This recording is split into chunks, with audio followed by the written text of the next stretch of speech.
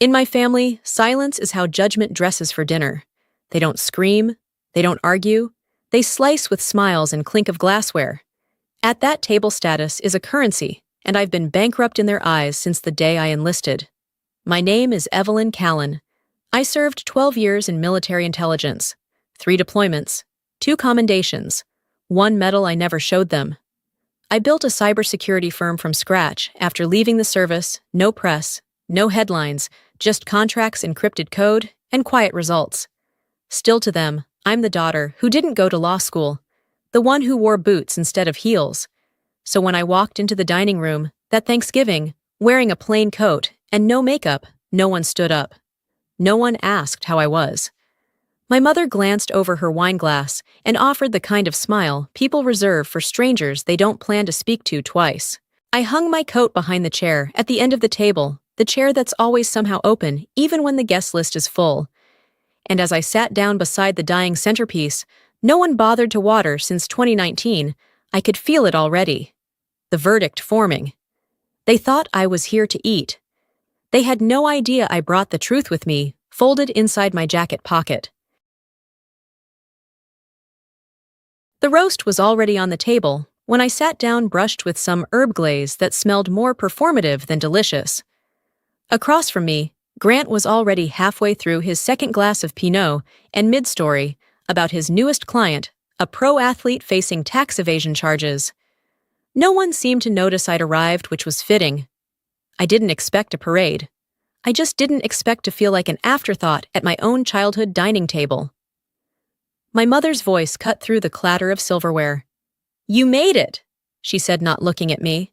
"Wasn't sure if your schedule would allow it, what with whatever you do these days." That earned a few amused glances from my cousins. Grant smirked. "Still doing that military-adjacent stuff, Evie?" He gestured with his wine, like it doubled as a pointer. "Thought you retired from playing soldier." I didn't answer. I just reached for the water pitcher. Silence made them uncomfortable. It made me calm. From the far end, Aunt Sylvia jumped in. "You know my Thomas just got promoted to associate partner, second youngest at the firm." She beamed at no one in particular, then added, "He interned for a federal judge last year. It really opened doors." I nodded, not because I cared, but because I'd learned a long time ago that nodding was less work than pretending to be impressed. "Elise bought a townhome in Alexandria," someone added, "near the riverfront." "That's lovely," I said, spooning stuffing onto my plate without tasting it. The conversation swirled around me, like wind skimming a glass wall, loud, persistent, unable to land. They went on about rising property taxes, crypto markets, someone's renovation in Bethesda. Not one question about what I'd been doing. Not one mention of the years I'd disappeared into contracts and combat zones, or how I hadn't brought a single holiday card because there was no address stable enough to receive one. My father sat 2 seats down, quiet as always.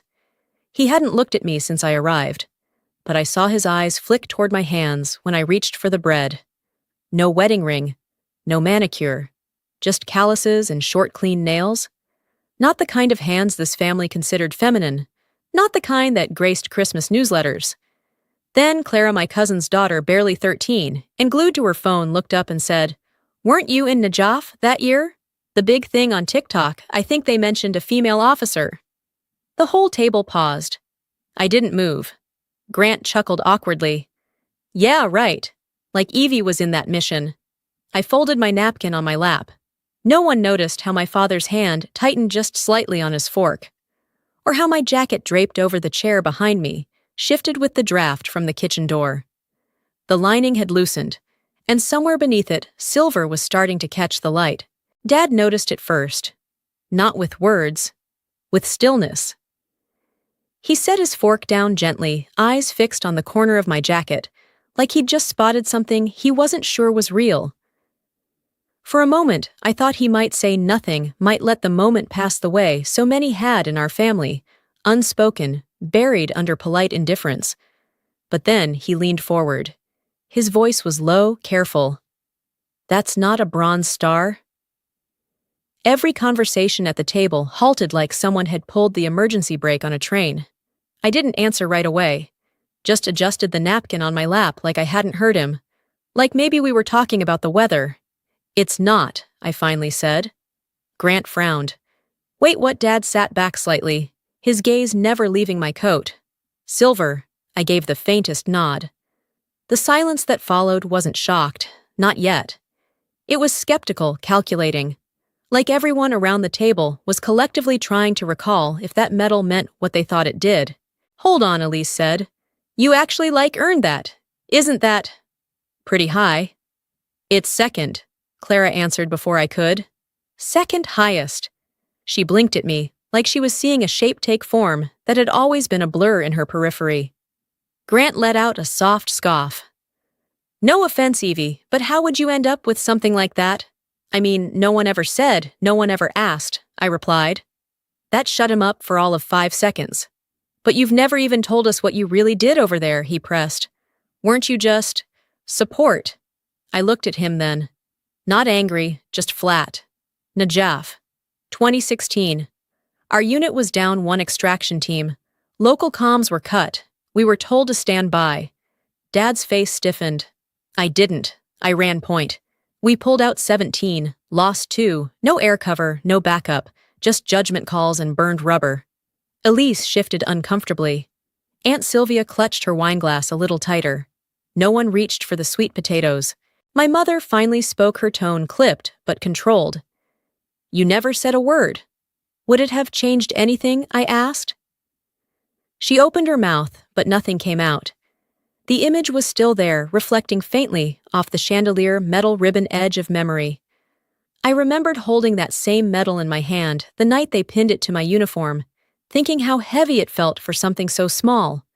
Not from weight, from what it cost. The 3 names that didn't come home. The blood that didn't wash out of my boots until a month later. The fact that I hadn't heard from my team in years, not because we didn't care, but because some bonds are forged so tight they don't need checking. And now, after all this time, that small piece of engraved metal had finally entered the one room it was never meant to enter.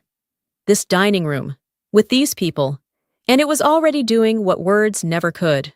For a moment, no one spoke. No knives scraping plates, no passive-aggressive clinks of wine glasses, just the muffled hum of the dishwasher running in the background and a draft that made the candle at the center of the table flicker. My mother's voice broke the quiet, as brittle as the edge of her ceramic tone. So that's where you've been all these years, running off into classified missions. She said it like it was a phase, like deployments were some extended gap year I'd taken to find myself. I didn't flinch. I was doing my job. Grant chuckled again, though it didn't quite reach his eyes. Sure, but come on, what kind of job gets you that? You were in intelligence, not Rambo. I stared at him. You know what the hardest part about intelligence work is? It's not the danger. It's convincing civilians that silence isn't failure. That landed heavier than I thought it would. Dad leaned forward. His voice was low but deliberate. Why didn't you ever tell us? I met his gaze. Because I knew how it would go. One of you would ask if it was real. The others would ask why I didn't just come home sooner. Clara, still gripping her phone like it might explain the room for her, looked between us. But you were the officer in that story, the one they called Ghost Commander.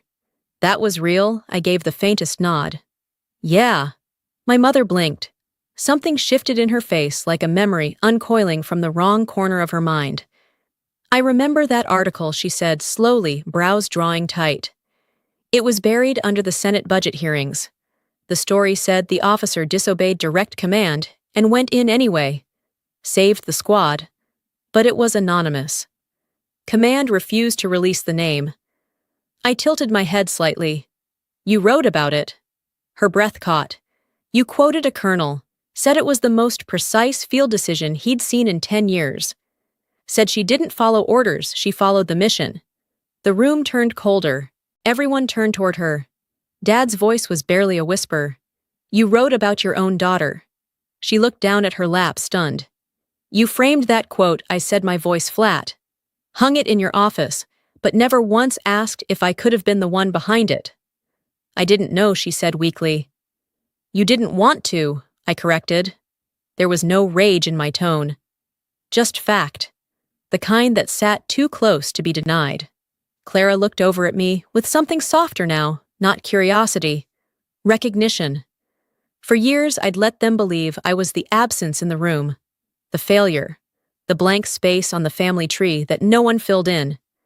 But tonight, the story was writing itself differently. And for once, they were the ones left without the words. My mother didn't speak for a while. She just stared at the rim of her wineglass, like the Merlot might offer some alternate version of reality she could still cling to. I remember the Colonel's quote, she said finally, voice barely audible. I used it as the closing line.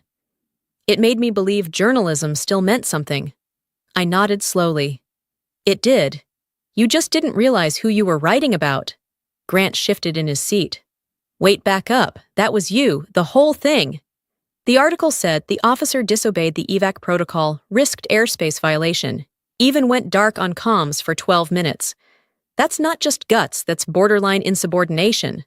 Elise, I said calmly, sometimes command says, wait. And if I had waited, 17 people would have died. No one argued with that. Dad leaned back in his chair, one hand resting lightly on the edge of his plate. His voice was quiet but clear. They called her reckless, didn't they? I remember the chatter. Said whoever did it should have been court-martialed.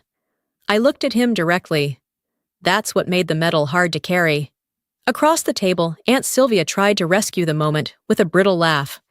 Well, isn't that something? We have a hero in the family, and didn't even know it. I didn't smile. Clara spoke again, her voice small.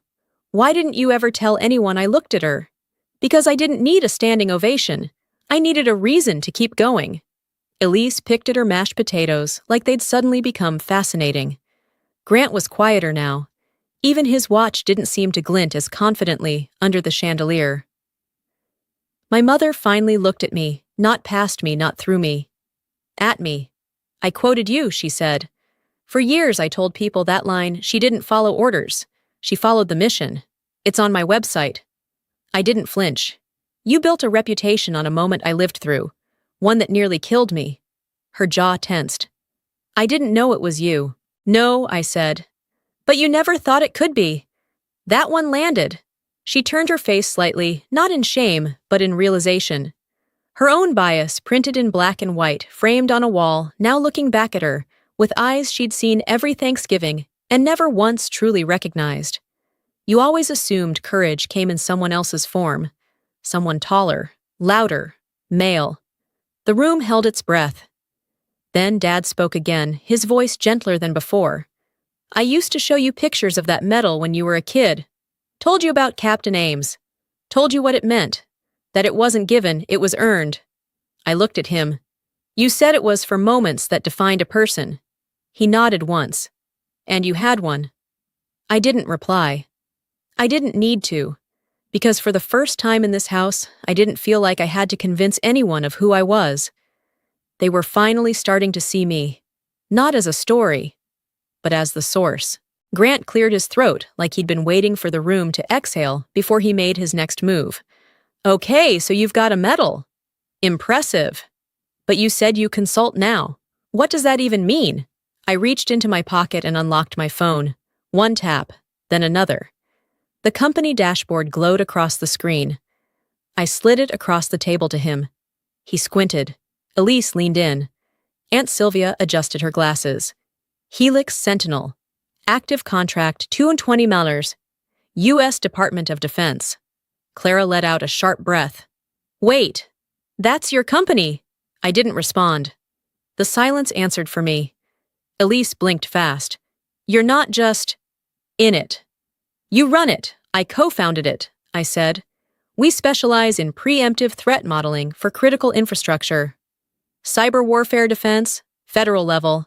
Grant looked at me like I'd spoken in another language. But you don't even post on LinkedIn. That's kind of the point. Dad looked down at the screen again, lips parting just slightly.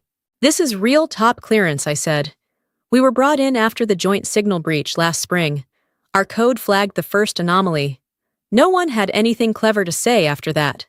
Elise whispered, Why didn't you ever say anything? I leaned back in my chair. Because then it becomes about the resume, not the work. Across the table, my mother stared at the phone, as if it were a mirror she wasn't ready to look into. They'd spent years writing me out of the family narrative. Turns out, I'd been writing code that rewrote their entire concept of power. I reached beneath the table and drew out a small velvet box from my bag. No ceremony, no speech. Just one clean motion, like I was sliding a salt shaker toward the center of the table. I placed it in front of my mother, the soft blue velvet catching a shard of chandelier light. She stared at it, unmoving. "What is that? Open it." Her fingers hesitated, trembling slightly, as they gripped the edges. The lid gave a quiet click as it released. Inside sat a replica of the medal tucked into my coat, the silver star engraved and mounted on a regulation base, no embellishments, no embellishment required. She froze. This isn't yours." "It's not the one I earned," I said. "That one stays in my safe. This one's for you." Her eyes lifted slow and unsure. "Why would you give me this?" I kept my voice level. "Because you wrote the article. Because you hung the quote. I thought maybe it was time the story matched the artifact." Her mouth opened, then closed again. Her hands folded over the box, like she didn't trust it not to vanish. Dad leaned forward, eyes still on the medal. "You're giving that to her?" I nodded. "She already built a frame for the moment. I'm just giving her the rest of it." For a beat, no one said anything. Then, Elise spoke up, voice low. "I can't believe all this time. We thought you were barely making rent, that you'd just faded out." "I didn't fade," I said. "You stopped looking." My mother blinked fast, as if something behind her eyes had started to sting. "I didn't mean to, you didn't mean to ask. You didn't mean to wonder. You didn't mean to believe I was anything but the one who disappointed you. I thought you left," she whispered. "For good." "I did leave," I replied. "I just didn't vanish." Across the table, Grant was suddenly very interested in his napkin. Aunt Sylvia poured herself more wine. Clara looked like she was memorizing the entire moment, small hands folded tight in her lap, eyes flicking between the box and my face. I glanced down at the replica.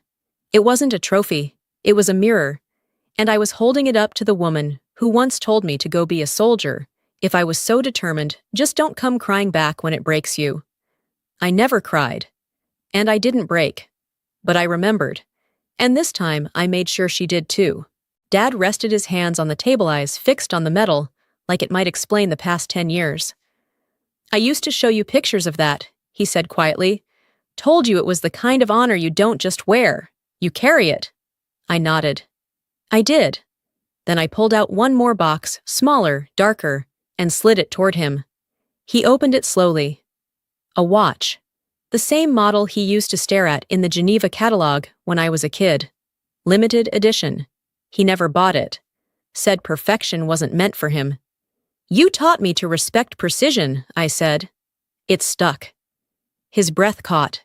He didn't speak, but his hand hovered over the watch like it was something sacred. The room had changed. No one said it aloud, but I saw it in the way Elise avoided my eyes, how Grant tapped his empty glass with a finger that didn't know what else to do. Even Mom was silent, her napkin clenched too tightly in her lap. I stood. The replica medal still sat in front of her like a mirror she couldn't look into. Dad raised his glass. "To Evelyn." I shook my head. "Don't toast me. Toast the ones who didn't come back." And I walked out. No spotlight, no vindication speech, just a quiet departure from a table that never saved me a seat until now. I didn't need applause. I just needed them to see what silence built.